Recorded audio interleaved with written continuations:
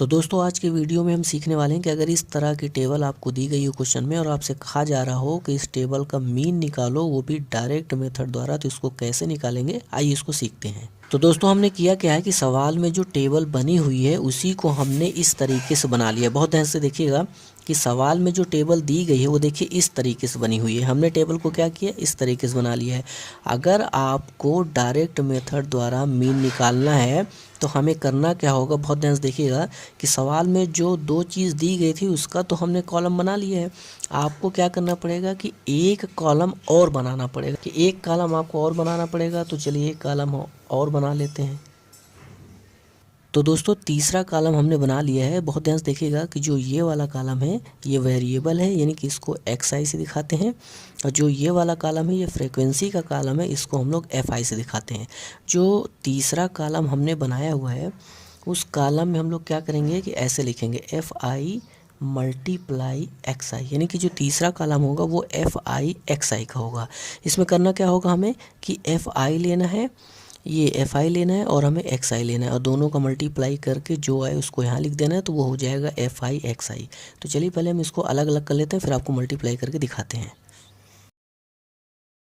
तो दोस्तों हमने क्या किया है कि लाइन से इसको अलग कर दिया है। अब आपको कुछ नहीं करना है, बहुत ध्यान से देखिएगा। अब आपको सीधा सीधा मल्टीप्लाई करके fi और xi निकाल लेना। तो चलिए निकालते हैं। बहुत ध्यान से देखिएगा कि यहाँ पर अगर आप ध्यान से देखें तो ये देखिए हमारे पास 10 है, 7 है, यानी कि fi 7 है, xi 10 है, तो दोनों को जब मल्टीप्लाई करेंगे तो आएगा 70।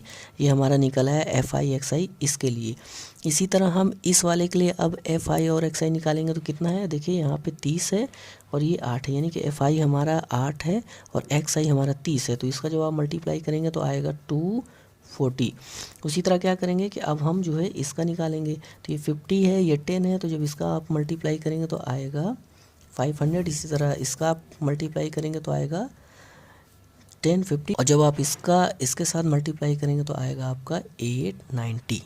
तो दोस्तों सबसे पहला काम जो आपको करना था वो यही करना था कि आपको टेबल बनानी थी, उसमें 3 कॉलम आपको रखना था, तीसरा कॉलम आपको fi और xi वाला बनाना था। तो सबसे पहला काम आपको यही करना था। अगर इस तरह का कोई सवाल आता है, आपसे मीन निकालने के लिए कहता है डायरेक्ट मेथड से, तो सबसे पहला काम जो आपको करना होता है वो यही करना होता है कि टेबल आपको बनानी होती है। उसके बाद आपको क्या करना है, 2 काम और करने हैं। कौन से करने हैं आइए आपको बताते हैं। तो दोस्तों इसके बाद जो काम आपको करना है वो ये करना है कि जो ये fi xi आया है इसमें जितनी भी संख्याएं आई हैं सब को आपको जोड़ के रख लेना है। तो जब हम जोड़ेंगे, हमने चूँकि पहले से ही जोड़ रखा है, तो जब आप इसको जोड़ेंगे तो आपका आएगा 2750। तो आपको बता दें कि जोड़ने पर जो भी आएगा टोटल उसको हम लोग बोलते हैं सिग्मा fi xi, यानी जो ये आया इसी को हम लोग बोलते हैं सिग्मा fi xi। सिग्मा मतलब होता है एडिशन, यानी कि जोड़ना है आपको। किसको जोड़ना है, सिग्मा के बगल में जो चीज़ लिखी होगी उसी को आपको जोड़ना है। तो सिग्मा के बगल में लिखा है fi xi, इसका मतलब कि जहाँ जहाँ fi xi होगा उन सब को आपको जोड़ लेना है। तो जो जोड़ने पर आएगा वही हमारा हो जाएगा सिग्मा fi xi। उसके बाद हमें क्या करना होता है कि जो ये फ्रीक्वेंसी दी गई है इसको भी हमें जोड़ के रखना होता है। जब हम ये फ्रीक्वेंसी, देखिए एक काम तो हमने ये कर लिया, दूसरा काम हमें ये करना होता है कि जो फ्रीक्वेंसी वाला कॉलम है इसमें जितने नंबर आए हैं इन सब को आपको जोड़ के रख लेना है। तो जैसे ही हम इन सब नंबर को जोड़ेंगे तो हमारे पास आएगा 50, यानी कि जब हम फ्रीक्वेंसी वाले को सबको जोड़ लिए तो आया 50। तो जो ये 50 आएगा इसको हम लोग बोलेंगे सिग्मा fi। सिग्मा मतलब जोड़ना है, fi मतलब fi को जोड़ना है। तो जहाँ जहाँ fi है उसको निकालो, जोड़ दो। तो बहुत ध्यान से देखोगा कि पूरा का पूरा कॉलम आपका fi है, इसमें जितने नंबर लिखे सब fi हैं, तो सब को आपको जोड़ लेना है। तो जोड़ने पर जो आए वो हो जाएगा हमारा सिग्मा fi, यानी कि हमें एक काम ये करना था कि टेबल बनाना था, और दूसरा काम हमें ये करना है कि इसके बाद इनको जोड़ना है। अब तीसरा काम दोस्तों हमें ये करना है कि हमें मीन निकालना है, और मीन वो भी किस मेथड से निकालना है, डायरेक्ट मेथड से निकालना है। यानी कि अगर हमें डायरेक्ट मेथड से मीन निकालना है तो उसका फार्मूला लगाना पड़ेगा। उसका फार्मूला क्या होता है, sigma fi xi upon sigma fi, यानी कि अगर आप डायरेक्ट मेथड का यूज करके लगा रहे हैं तो आपको ये फार्मूला लगाना पड़ेगा, इसी फार्मूले से आपको निकालना पड़ेगा। तो हमने आपको दोनों चीज़ें निकाल के यहाँ दिखा दी है, सिग्मा fi xi ये है और सिग्मा fi ये है। तो जैसे ही आप इन दोनों की वैल्यू रखेंगे तुरंत आपका आंसर आ जाएगा। चलिए वैल्यू रखते हैं, 2750, यहाँ पे आपका आ गया 50।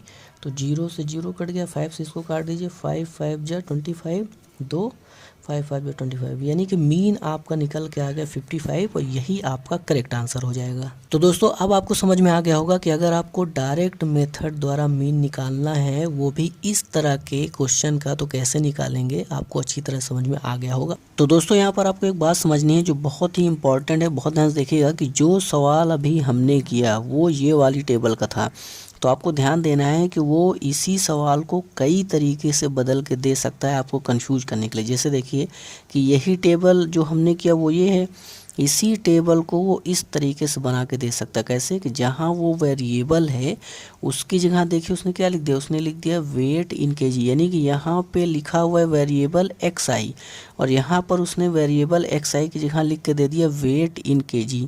उसी तरह आप देखें कि यहाँ पर फ्रीक्वेंसी लिखा हुआ है और दूसरे टेबल में उसने फ्रीक्वेंसी की जगह लिख के दे दिया नंबर ऑफ पर्सन, यानी आपको कंफ्यूज कर रहा है। लेकिन आपको कंफ्यूज नहीं होना है, आपको समझ जाना है कि जो वेट इन केजी है यही वाला हमारा वेरिएबल है, यानी ये जो पूरा दिया है ये हमारा वेरिएबल का काम करेगा, यानी वेरिएबल है यानी कि एक्स आई है, और जो ये नंबर ऑफ पर्सन है ये हमारा एफ आई है।